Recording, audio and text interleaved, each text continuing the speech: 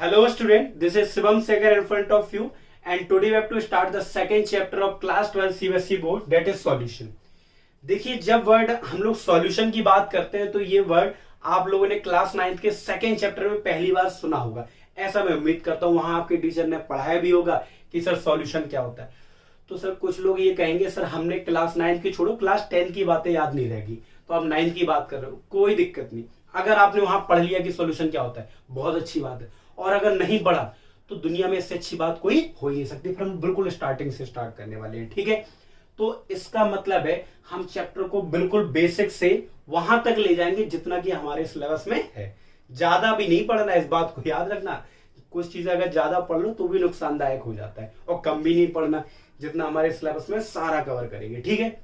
दूसरा, ये चैप्टर का सर वेटेज कितना, मतलब ये चैप्टर से कितने मार्क्स क्वेश्चन आते हैं। सर टोटल इस चैप्टर से जो क्वेश्चन आएंगे 5 मार्क्स के आएंगे। कितने मार्क्स के आएंगे बेटा, मतलब कहने का मतलब यह है कि एक क्वेश्चन 5 मार्क्स का नहीं आएगा, मतलब ये चैप्टर टोटल 5 मार्क्स का आता है। क्लियर है।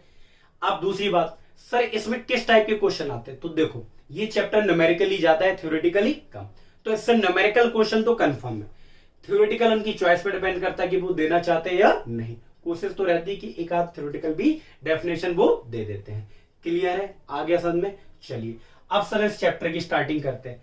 आप सभी को पता है क्लास 12 के सारे चैप्टर सर बहुत बड़े हैं, और चैप्टर को जब थोड़ा सा आसान बनाना हो तो उनको टुकड़ों में बांट दिया जाता है। और इस चैप्टर के भी 4 टुकड़े कर दिए गए, मतलब पार्ट 4 में डिवाइड कर दिया गया। This chapter is divided into 4 parts.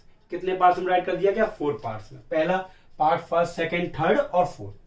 First में हम लोग पढ़ेंगे introduction and concentration of solution, second में पढ़ेंगे solubility and vapour pressure liquid solution का, और थर्ड में पढ़ेंगे study of ideal non ideal solution and azeotropes, और पार्ट फोर्थ में sir colligative property and bent of factor.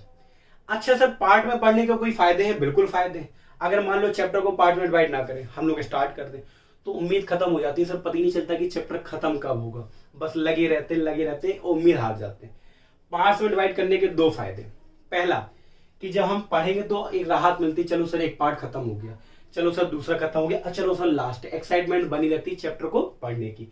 दूसरी, जब आप पढ़ना स्टार्ट करोगे, रिवाइज करोगे चैप्टर को, तो आपको आसानी होती कि सर आज एक पार्ट पढ़ना, आज ये वाला पार्ट पढ़ना, तो 4 दिन के अंदर आप इस चैप्टर को कंप्लीट कर सकते हो। तो इसलिए चैप्टर को पार्ट्स में डिवाइड किया जाता है। क्लियर है। चलिए हमें इसी के साथ अब हम लोग पार्ट फर्स्ट को स्टार्ट करते हैं, जिसका नाम है introduction and concentration of solution.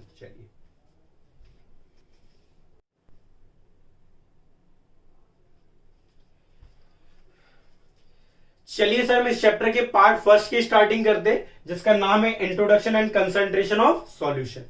देखिए जब बात सॉल्यूशन की आती है तो ये वर्ड आप लोगों ने बहुत बार सुना होगा, और सॉल्यूशन को तो आपने अपने डेली लाइफ में भी देखा होगा। बहुत सारे ऐसे सॉल्यूशन है जो आप डेली देखते होंगे। तो आज हमें इन्हीं सॉल्यूशन के बारे में पढ़ना है, और सर हम ये भी जानेंगे कि सॉल्यूशन कितने टाइप के होते हैं। तो पर सॉल्यूशन को जानने से पहले आपको यह जानना बहुत जरूरी है कि मिक्सचर क्या होता है, क्योंकि आप अगर मिक्सचर नहीं जान पाए तो सॉल्यूशन को नहीं जान पाओगे। क्योंकि सॉल्यूशन भी एक टाइप का क्या होता है, मिक्सचर। सर कैसे, पहले बताइए कि मिक्सचर क्या होता है। नाम से ही क्लियर है सर, मिक्स मतलब जब 2 या 2 से ज्यादा सब्सटेंस, 2 कम से कम 2 सब्सटेंस तो होने ही चाहिए, 2 या 2 से ज्यादा सब्सटेंस को आपस में आप मिक्स करते हो। सब्सटेंस बोल दो या कंपोनेंट्स बोल दो, कोई दिक्कत नहीं, आप मिक्स कर दो। मिक्स करने के बाद जो बनेगा उसे हम लोग क्या बोलेंगे, मिक्सचर। क्या बोलेंगे, मिक्सचर। और एक बात याद रखना, जिन सब्सटेंस को आप मिला रहे हो किसी भी रेशियो में ला सकते हो, कोई रेशियो फिक्स नहीं होता, किसी भी रेशियो में ला दो, तो जो चीज बनेगी उसे क्या बोलेंगे सर, मिक्सचर। और सर मिक्सचर कितने टाइप का होता है, जनरली मिक्सचर 2 टाइप्स का होता है। कितना sir, one is homogeneous, homogeneous, और सेकेंड वन इज क्या सर, हेट्रोजीनियस। होमोजीनियस और हेट्रोजीनियस। तो आप लोगों ने सर ये होमोजीनियस हेट्रोजीनियस क्या होता है, देखिए होमो का मतलब होता है सेम, और सेम का मतलब यहां पे बोलेंगे यूनिफॉर्म। क्या बोलेंगे, यूनिफॉर्म। बेटा यूनिफॉर्म वो वाला नहीं है जो आप लोग स्कूल में ड्रेस पहनते हो, वो वाला यूनिफॉर्म नहीं है। यूनिफॉर्म का मतलब होता है कि ऐसा मिक्सचर जो पूरा एक जैसा हो, एक जैसा देखे हमें। मिक्सचर, ऐसा मिक्सचर जो हमें एक जैसा देखे, उसे हम लोग क्या बोलेंगे, यूनिफॉर्म मिक्सचर या फिर होमोजीनियस मिक्सचर। जैसे आप नमक को लो, सॉल्ट को लो, आप पानी में मिलाओगे, जब सॉल्ट पानी में घुल जाएगा तो जो मिक्सचर बनेगा आप उसको देखना वो एक जैसा दिखेगा, आपको उसमें सॉल्ट कहीं भी नहीं दिखेगा, पूरा मिक्सचर कैसा दिखेगा आपको, एक जैसा यूनिफॉर्म दिखेगा। तो इस टाइप के मिक्सचर को हम लोग क्या बोलते हैं सर, होमोजीनियस। और इसको ऐसे भी कह सकते हैं कि consist of one phase, consist of one phase. ये कितने फेज से मिलकर बना है, एक फेज से, मतलब वो एक ही जैसा दिखेगा। क्लियर है? तो ऐसे मिक्सचर को हम लोग क्या बोलेंगे सर, होमोजीनियस। सर और कोई एग्जांपल? बिल्कुल, आप लोगों ने ये वाला एग्जांपल तो डेली देखते होगे, कहीं ना कहीं तो देख ही लेते होगे। एल्कोहल प्लस वाटर, एल्कोहल में वाटर मिलाओ या वाटर में एल्कोहल मिलाओ, मिलाने के बाद मिक्सचर बनता है। क्या उसमें आप पहचान पाओगे कि सर पानी कहाँ है? बिल्कुल नहीं पहचान सकते। एल्कोहल में वाटर मिलाने के बाद आप देख ही नहीं सकते कि पानी कहाँ गया। तो इसका मतलब पूरा मिक्सचर कैसा दिखेगा आपको सर, एक जैसा। जब मिक्सचर आपको एक जैसा दिखे हर तरफ से, तो समझ लेना कि सर वो क्या है, होमोजीनियस मिक्सचर। तो alcohol plus water, sugar plus water, salt plus water, ये सारे के सारे कैसे मिक्सचर है, होमोजीनियस। क्लियर है? अब बात करते हैं सर हेट्रोजीनियस। अगर मिक्सचर एक जैसा ना दिखे, अगर मिक्सचर एक जैसा ना दिखे आपको, तो उसे हम लोग हेट्रोजीनियस बोलेंगे। सर एक जैसा नहीं दिखेगा तो कैसा होगा, नॉन यूनिफॉर्म। कैसा होगा, नॉन यूनिफॉर्म। क्लियर है सर? तो एक जैसा नहीं दिखेगा तो उसमें सर कैसा, मतलब आप कैसा कहना चाहते हो कि कैसा दिखेगा? जैसे आप पानी ले लो, उसमें आप तेल मिला दो, तो आप जब पानी और तेल को मिलाओगे तो आप देखोगे पानी की लेयर नीचे रहेगी और तेल की लेयर ऊपर। दोनों लेयर अलग अलग दिख रही है ना, उसमें कितने फेज दिख रहे हैं आपको सर, दो फेज दिख रहे हैं। कितने फेज दिख रहे हैं, दो। दोनों अलग अलग दिख रहे हैं। क्या पूरा मिक्सचर एक जैसा दिख रहा? बिल्कुल नहीं दिख रहा सर, अलग अलग दिख रहा है। आप पानी में बालू मिला दो तो आपको बालू अलग दिखेगी, पानी अलग दिखेगा। तो इसका मतलब ऐसा मिक्सचर जिसमें उसके कंपोनेंट अलग अलग दिखे, मतलब मिक्सचर जिस कंपोनेंट से मिलकर बना है वो खुद अलग अलग दिखे हमें मिक्सचर के अंदर, तो समझ लेना वो मिक्सचर कैसा है, हेट्रोजीनियस। मतलब इसमें आप याद रखिएगा, इसमें एक से ज्यादा फेस होते हैं, consist of more than one face, एक से ज्यादा फेस।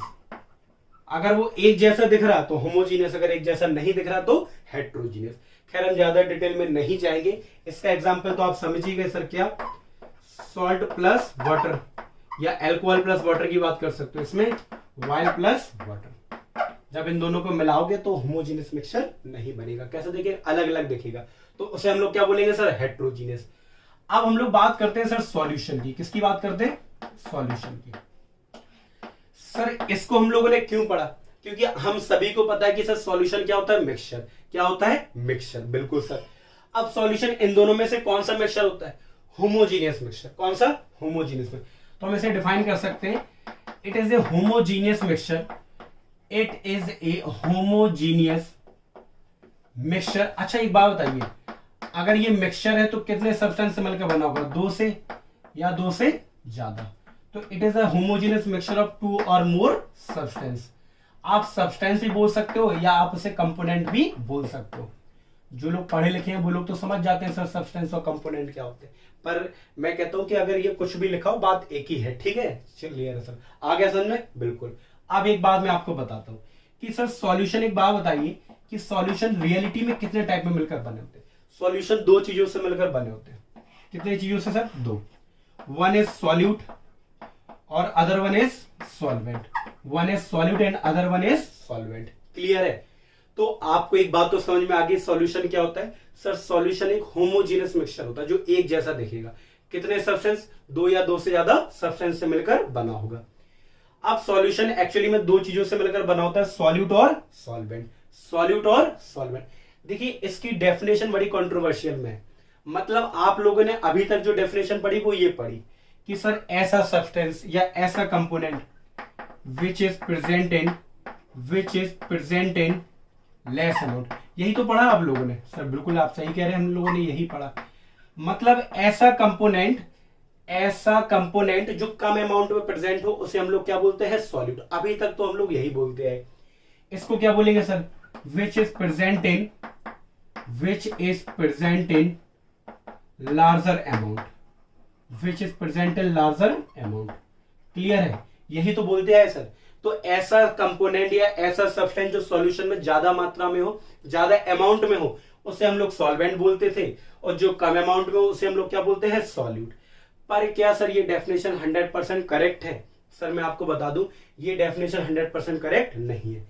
अगर आप कहें कि सॉल्यूट हमेशा ज्यादा हो, सॉल्यूट हमेशा कम होता है, तो आप बिल्कुल गलत है। सॉल्वेंट हमेशा ज्यादा होता है, ये भी आप गलत है। तो सर हम लोग कैसे डिसाइड करेंगे कि किसी सॉल्यूशन में सॉल्यूट क्या है, सॉल्वेंट क्या है? देखिए एक बात, सबसे पहले कि सॉल्यूट सॉल्वेंट की डेफिनेशन पेपर में तो नहीं आती, तो क्या दो सर यहीं खत्म कर दो, काहे के लिए डिटेल पढ़ा रहे? तो मैं आपको बता दूं सेटिस्फेक्शन मिलता है जब हम किसी चीज को एक बखूबी तरीके से जान जाए कि सर रियलिटी में सॉल्यूट और सॉल्वेंट हम कैसे पहचानते हैं। हमें डेफिनेशन नहीं आती, हमें पहचानना आना चाहिए कि सर सॉल्यूशन में सॉल्यूट क्या होगा और सॉल्वेंट क्या होगा। बहुत अच्छे से पहचानेंगे, आप इसे लिख लो तो हम इसको रफ कर देते हैं। क्लियर है? लिख लिया ना आप लोगों ने इसको? चलिए सर, तो अब हम लोग समझते हैं सर क्या कि सर सॉल्यूट क्या होता है और सॉल्वेंट क्या होता है। बहुत ध्यान से देखिएगा सर। कैसे? ध्यान से।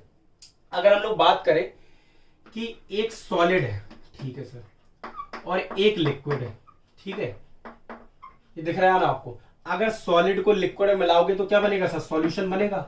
और वो सॉल्यूशन कैसा होगा सर? लिक्विड होगा। इसका एग्जांपल बोलूं मैं? बिल्कुल बोलिए सर। जैसे एक शुगर है, शुगर को आप जब वाटर में मिलाते हो तो क्या बनता है? सॉल्यूशन बनता है। और सॉल्यूशन का कुछ लोग प्यार से नाम शरबत भी बुलाते हैं। बुलाते ही बुलाते हैं, बिल्कुल बुलाते हैं। इसे बताओ शुगर कैसी है सर? सॉलिड। वाटर कैसा है? लिक्विड। अच्छा एक बात बताओ, जब शुगर को वाटर में मिलाओगे तो जो सॉल्यूशन बनेगा वो कैसा बनेगा? सॉलिड बनेगा या लिक्विड? सर नॉर्मल सी बात है, ये लोग तो हम लोग डेली बना के देख सके, तो ये लिक्विड बनेगा। क्लियर है? तो सर एक बात बताओ, इसमें सॉल्यूट और सॉल्वेंट क्या होगा? अमाउंट देख लो। मान लो ये 40% प्रेजेंट है और ये 60% प्रेजेंट है, तो सर हमें तो साफ साफ दिख रहा है क्या? ये अमाउंट ज्यादा है तो इसका मतलब ये सॉल्वेंट है, और ये अमाउंट क्या है? कम है, तो ये क्या हो गया? सॉल्यूट। यही तो करते हो आप कि सर जिसका अमाउंट ज्यादा वो सॉल्वेंट, जिसका अमाउंट कम वो सॉल्यूट। क्लियर है? पर एक बात बताओ, अगर हम यही चीज रिवर्स कर दें कि शुगर 60% ले ले और वाटर जो है वो 40% ले ले, अब क्या हो जाएगा? अब चेंज कर दोगे आप क्या दोगे? कह दो सर ये सॉल्वेंट हो गया, सॉल्यूट नहीं। यही आप गलती कर दोगे। इसीलिए कह रहा था ये डेफिनेशन सही है पर 100% सही नहीं। अभी भी भले ही वाटर का अमाउंट कम है, अमाउंट भले ही कम है, पर अभी भी सॉल्वेंट क्या रहेगा? वाटर। और ये क्या रहेगा? सॉल्यूट। तो एक बात तो समझ में आई आपको कि सॉल्यूट सॉल्वेंट का अमाउंट से कोई लेना देना नहीं है। अभी अमाउंट से कोई लेना देना है? वाटर पहले भी सॉल्वेंट था जब अमाउंट ज्यादा था, वाटर अब भी सॉल्वेंट है जब अमाउंट कम है, तो अमाउंट से तो कोई लेना देना नहीं है। तो सर आपने कैसे डिसाइड किया ये सॉल्वेंट है ये सॉल्यूट? तो बहुत ध्यान से, सॉल्यूशन की स्टेट क्या है? लिक्विड। क्लियर है? अब इन दोनों में ऐसा कौन सा कंपोनेंट है जिसकी स्टेट लिक्विड है? Sir water. तो याद रखना, जिस कंपोनेंट की फिजिकल स्टेट सॉल्यूशन की फिजिकल स्टेट के बराबर होती है उसी को हम लोग क्या बोलते हैं? सॉल्वेंट। तो हम एक बात और जोड़ सकते हैं कि द फिजिकल स्टेट, याद रखना, द फिजिकल स्टेट क्या बेटा? The physical state of solvent और किसकी बेटा? And solution are always same, हमेशा सेम होगी। क्लियर है? तो अगर बेटा, अगर सबसे पहले तो आप स्टेट देखोगे, क्या देखोगे? Physical state. कैसे? इनमें सर ऐसा कौन सा कंपोनेंट है जिसकी फिजिकल स्टेट क्या है? सॉल्यूशन की फिजिकल स्टेट के बराबर है। सर इसकी लिक्विड है, तो इनमें से कौन लिक्विड है? ये, तो ये सॉल्वेंट हो गया और दूसरा सॉल्यूट। अमाउंट पे डिपेंड नहीं करने वाला। क्लियर है? आ गया समझ में? चलिए, तो यहां तो मैं समझ में आ गया।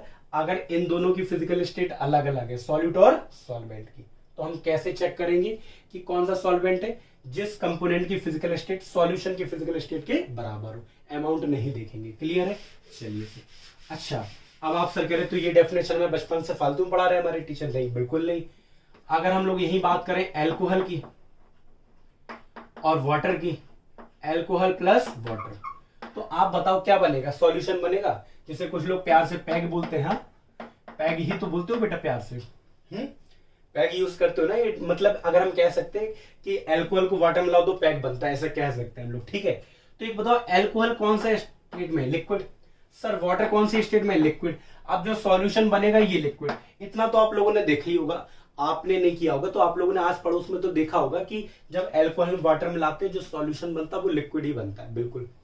तो अब बताओ, आप फिजिकल स्टेट के बेस पे बता सकते हो आप? बिल्कुल नहीं सर, ये लिक्विड है। अब ऐसा कौन सा कंपोनेंट है जो लिक्विड? अब तो सर दोनों लिक्विड है, तो आप कैसे डिसाइड करोगे? तो देखो, जब फिजिकल स्टेट सेम हो सभी की, जब फिजिकल स्टेट सभी की सेम हो तो आप फिर अमाउंट, फिर ये डेफिनेशन सही होती है। ये डेफिनेशन कब सही होती है? जब फिजिकल स्टेट क्या हो, सबकी सेम। तो अब अगर हम इसके 4 मोल ले लें और इसके 10 मोल ले लें तो बताओ, अब अमाउंट देखेंगे। अब क्या देखेंगे? अमाउंट। बताओ किसका अमाउंट ज्यादा, वाटर का। तो ये सॉल्वेंट हो गया और ये सॉल्यूट हो गया। क्लियर है? अगर मान लो उल्टा हो जाए, ये 10 मोल हो जाए, अल्कोहल 10 मोल और ये 4 मोल, तो बेटा ये सॉल्यूट हो जाएगा और ये सॉल्वेंट। आ गया समझ में?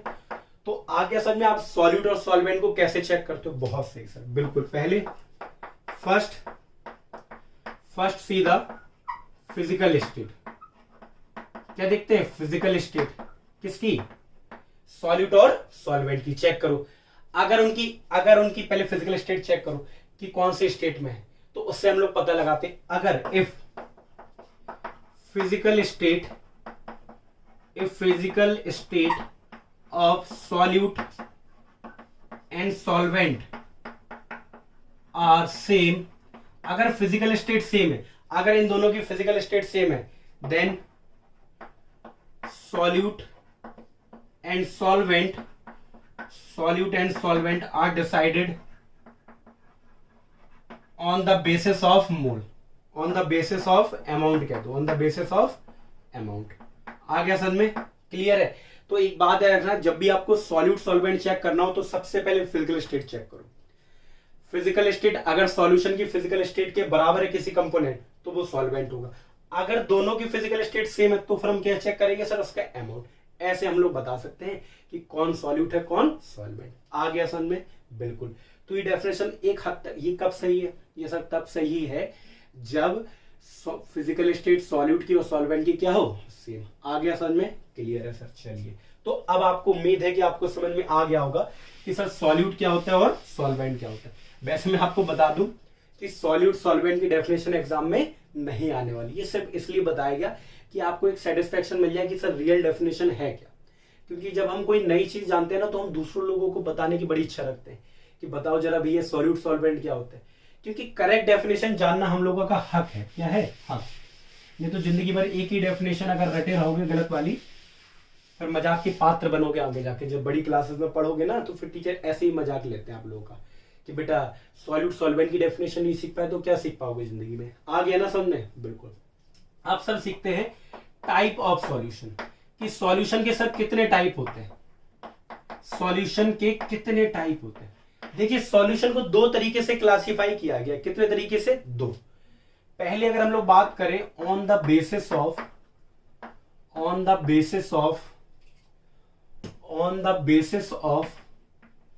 Physical state, on the basis of physical state किसकी sir? Of solute and solvent. मतलब सॉल्यूट और सॉल्वेंट कौन सी फिजिकल स्टेट में है, इसके बेसिस में सॉल्यूशन को 9 टाइप में डिवाइड किया गया। 9 डिफरेंट टाइप में क्या कर दिया गया? डिवाइड। सर वो कौन कौन से है, बहुत ध्यान से देखिएगा। यहां हम लिखेंगे type of solution, types of solution. यहां लिखेंगे सॉल्यूट की फिजिकल स्टेट, यहां सॉल्वेंट और एग्जाम्पल, और यहां पे क्या? एग्जाम्पल। क्लियर है? कोई डाउट? बिल्कुल नहीं सर डाउट। जरा ध्यान से देखिएगा। अगर हम लोग बात करें, हम लोग सॉलिड को ऐसे लिख दें एस फॉर, यहाँ पे क्या है? सॉलिड है। और एल फॉर क्या होगा सर? लिक्विड। याद रखना इस बात को। एस फॉर क्या होता है? Solid. L for liquid. G for gas. Shortcut में लिख दे, कोई दिक्कत तो नहीं है। तो पहला सर सॉलिड को सॉलिड में मिलाओ, सॉलिड को सॉलिड में मिलाया, ठीक है। तो सर ऐसे कौन सा सॉल्यूशन होता है जिसमें सॉलिड को सॉलिड में मिलाते हैं? एलॉय। एलॉय किसका सर? एलॉय एग्जांपल ले लो, कॉपर को आप किस में मिला रहे हो? गोल्ड में। कॉपर भी सॉलिड है, गोल्ड भी सॉलिड है, तो ये कौन सा सॉल्यूशन हो गया? Solid solid solution. आप ऐसा लिक्विड को आप सॉलिड मिलाओ। लिक्विड को किस में मिला रहे हो आप? सॉलिड में। ऐसा कोई एग्जांपल है? ऐसा कौन सा मेटल है जो सर लिक्विड होता है? मरकरी। तो मरकरी के साथ किसी का अगर एलॉय बनाओगे तो वो किस में आएगा? लिक्विड सॉलिड के एग्जाम्पल में। तो एग्जाम्पल सर मरकरी, सोडियम, या NaHG भी बोल सकते हो, जैसे हम लोग बोलते हैं अमलगम। मरकरी के साथ अगर किसी का भी एलॉय बने उसे क्या बोलते हैं? अमलगम। ठीक है। चलिए सर तीसरा, गैस को हम किस में ला रहे हैं? सॉलिड में। गैस को सॉलिड में, सर इसका कोई एग्जाम्पल है? बिल्कुल एग्जाम्पल है, बहुत ध्यान से देखिए। गैस को आप किस में ला रहे हैं? सॉलिड में ला रहे हैं। ऐसी कौन सी गैस है सर जो सॉलिड में मिलती है? बहुत आप लोगों ने ऑर्गेनिक में एग्जाम्पल में याद किया होगा, हाइड्रोजन गैस ये होगी, और पैलेडियम 11th क्लास में पढ़ा हुआ ऑर्गेनिक में। हाइड्रोजन गैस को पैलेडियम में मिलाते हैं। पैलेडियम क्या है? मेटल है जो कि सॉलिड है, और ये हाइड्रोजन क्या है? गैस है। क्लियर है? तो ये गैस सॉलिड का क्या हो गया? सॉल्यूशन। तो एक बात बताओ, इन तीनों में क्या कॉमन है? सर इन तीनों में जो सॉल्वेंट है वो सॉलिड है। याद रखना, जब सॉल्वेंट सॉलिड है तो ऐसे सॉल्यूशन को हम लोग क्या बोलते हैं? Solid solution. क्या बोलते हैं? Solid solution. अच्छा, ऐसा क्यों बोला? सॉलिड सॉल्यूशन क्यों बोला? एक बात बताओ, सॉल्वेंट सॉलिड है तो जो सॉल्यूशन बनेगा उसकी भी स्टेट क्या होगी? सॉलिड ही तो होगी। सॉल्यूशन की फिजिकल स्टेट क्या होगी? कौन डिसाइड करता है? सॉल्वेंट ही तो डिसाइड करता है, इसलिए इसे हम लोग क्या बोलेंगे? Solid solution. चलिए सर दूसरा, अगर हम बात करें सॉलिड को, सर हम लिक्विड में ला रहे हैं, सॉलिड को लिक्विड में, कोई एग्जांपल है सर? इसके तो भर भर के एग्जांपल है हम लोग के पास। क्या? Salt in water. सॉल्ट को जब आप किस में लाते हो? वाटर में। सॉल्ट क्या हो गया? नमक। नमक क्या हो गया सर? नमक सॉलिड होता है, वाटर क्या होता है? लिक्विड। आप सर लिक्विड को लिक्विड में ला दो, इसका एग्जांपल एल्कोहल प्लस वाटर, इसी को हम लोग और फिर क्या बोलते हैं सर? पैग। क्या बोलते हैं? पैग। पेपर में ना लिखा ना पैग वगैरह, नहीं तो लिख दो सॉल्ट एंड वाटर, नमक पानी लिखाओ पेपर में, और शुगर एंड वाटर शरबत लिखाओ। ये सब बोलने के लिए तरीके हैं कि जिससे आपको याद रहे। पेपर में लिखा है ब्रैकेट में कि हमारे सर ने बोला था कि पैग लिख देना वहां पे, ये सब मत लिख देना वहां पे, ठीक है? चलिए अब अगर हम बात करें गैस को सर लिक्विड में ला रहे हैं, बिल्कुल। जब आप गैस को लिक्विड ला रहे हैं, कोई एग्जाम्पल है? बिल्कुल है sir, oxygen gas dissolve in water. Oxygen gas dissolve in water. Clear है? Oxygen gas dissolve in water. अच्छा, इन तीनों में क्या कॉमन है? इन तीनों में जो सॉल्वेंट है वो क्या है? लिक्विड। क्या है? लिक्विड। तो इन्हें हम लोग क्या बोलेंगे? Liquid solution. क्या बोलेंगे? Liquid solution. आ गया समझ में? बिल्कुल आ गया सर। अच्छा एक चीज और, अब सर और बच्चे कौन से? आप सॉलिड को गैस में लाओ, सॉलिड को सॉरी लिक्विड को गैस में लाओ, और गैस को गैस में लाओ, एक साथ ही पढ़ लें। जब सॉलिड को गैस में लाते हैं, ऐसा कोई एग्जाम्पल? बिल्कुल सर, सॉलिड हमारा कैम्फर होता है। कैम्फर माने कपूर। इन एयर, एयर में मिला दो या कह दो नाइट्रोजन गैस मिला दो, बात एक ही। कैम्फर इन एयर या camphor in nitrogen gas. Air क्या होती है? गैस ही तो होती है sir, mixture of gases. Liquid को गैस में ला रहे सर, इसका एग्जाम्पल लिक्विड को क्लोरोफॉर्म। क्लोरोफॉर्म बेटा लिक्विड होता है, और क्लोरोफॉर्म को एयर में मिला दो। एयर, देखो एक बात सुन लो, हम एयर लिख दें या नाइट्रोजन गैस लिख दें, बात एक ही है, कोई दिक्कत। मतलब air is a mixture of so many gases. Clear है? अब गैस गैस, इसका तो एग्जाम्पल ही सर एयर है। Air is a mixture of gases. अगर आपको ये सुटेबल ना लगे तो आप लिख सकते हो chloroform in nitrogen gas, camphor in nitrogen gas. Clear है? चलिए सर, अब एक बात तो समझ में आ गई, कितने टाइप है सर? 9। इनमें बताइए क्या है? इनमें सॉल्वेंट गैस है, तो जो मिक्सचर बनेगा वो भी कैसा बनेगा? गैसियस स्टेट में। तो इस वजह से इन्हें क्या बोलेंगे? Gaseous solution. क्या बोलेंगे? Gaseous solution. अच्छा, इससे दो तरीके के क्वेश्चन बन सकते हैं। पहला वो पूछ देंगे कि on the basis of physical state of solute and solvent कितने टाइप में डिवाइड किए गए? 9 टाइप में। कितने टाइप में डिवाइड किए गए? 9 टाइप में। आपको कोई एक टाइप पूछ देंगे और जिससे आपको एग्जाम्पल पूछ देंगे, या आपको एग्जाम्पल दे देंगे पेपर में, आपसे पूछेंगे बताओ इसमें सॉल्यूट क्या है और सॉल्वेंट कौन सी स्टेट में है, तो बता सकते हो? बिल्कुल सर। हमारे सिलेबस में जो हम लोग डिटेल में पढ़ने वाले हैं, बहुत ध्यान से देखिएगा। अब यहाँ थोड़ी क्या तो सर थोड़ी सी टेढ़ी लाइन चली गई है, कोई दिक्कत नहीं है, जरा ध्यान से। ये मतलब हम लोग सिर्फ लिक्विड सॉल्यूशन को डील करने वाले हैं। हम लोग कौन से सॉल्यूशन को पढ़ेंगे? लिक्विड सॉल्यूशन को। क्योंकि बेटा 9 टाइप के सॉल्यूशन को बुक में पढ़ना इम्पॉसिबल, पढ़ तो सकते ऐसी बात नहीं है, फिर उसके लिए अलग चैप्टर बनाने पड़ेंगे। इसीलिए सीबीएसई वालों ने सिर्फ हम लोग को लिक्विड सॉल्यूशन के साथ डील किया है। मतलब हम लोग जो पढ़ेंगे क्लास 12th में सिर्फ किस पे फोकस करेंगे? लिक्विड सॉल्यूशन में। क्लियर है? आ गया समझ में? बिल्कुल सर। अब हम लोग का बचता है दूसरा टाइप, ऐसे लिख लिया? बिल्कुल। दूसरा टाइप हम लोग और पढ़ लेते एक बार। चलिए, दूसरा टाइप क्या है सर? दूसरा टाइप है, अगर हम लोग बात करें on the basis of nature of solute and solvent. On the basis of nature of solute and solvent, sorry nature of solvent, मतलब सॉल्वेंट का नेचर कैसा है इसके बेसिस पे सॉल्यूशन को कितने टाइप में डिवाइड किया गया। सॉल्वेंट का नेचर कैसा है इसके बेसिस पे सॉल्यूशन को कितने टाइप में डिवाइड किया गया। सर बहुत आसानी से सर दो टाइप में। पहला होगा सर एक्वा सॉल्यूशन, ये भी सुना होगा आप लोगों ने। क्या तो सर सुना तुमने पूरा सॉल्यूशन है पर याद अभी भी नहीं है। हाँ चलिए कोई नहीं, अब जान लेंगे आपकी सॉल्यूशन क्या होता है। क्लियर है। चलिए एक्वस सॉल्यूशन, दो टाइप के सॉल्यूशन होते हैं, एक्वस और नॉन एक्वस सॉल्यूशन। बहुत ध्यान से देखिएगा सर, ऐसे सॉल्यूशन जिसमें सॉल्वेंट वाटर हो। जब भी एक्वस सॉल्यूशन क्वेश्चन में भी लिखा हो तो आप समझ लेना कि सॉल्वेंट क्या है, वाटर। जब सॉल्वेंट वाटर ना हो तो उन्हें हम लोग क्या बोलेंगे sir, non aqueous solution. Example आपको तो पता ही है, अरे नालायको इसका तो बहुत, ऑक्सीजन डिसॉल्व इन वाटर, शरबत, पैग, ये सारे किसके एग्जाम्पल है, इसके एक्वस सॉल्यूशन के। और ये नॉन एक्वस, इसमें सर नॉन एक्वस का बता दो, अरे camphor in air, nitrogen gas in air, ये कॉपर इन गोल्ड। लो क्लियर है, कोई दिक्कत है क्या इसमें, अलग ही अलग हो। जैसे बेंजीन हम कहते हैं कार्बन टेट्राक्लोराइड मिला रहे, benzene dissolve in carbon tetrachloride. तो इसमें आप बताओ क्या इसमें ये वाटर है क्या, नहीं है। जब सॉल्वेंट वाटर ना हो, फिर से सुन लो, जब सॉल्वेंट वाटर ना हो तो ऐसे सॉल्यूशन को हम लोग नॉन एक्वस सॉल्यूशन बोलते हैं।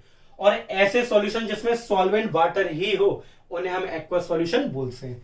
और एक्वस सॉल्यूशन से एक ही उसे रिप्रेजेंट करते हैं। तो कोई डाउट आ गया समझ में? बिल्कुल।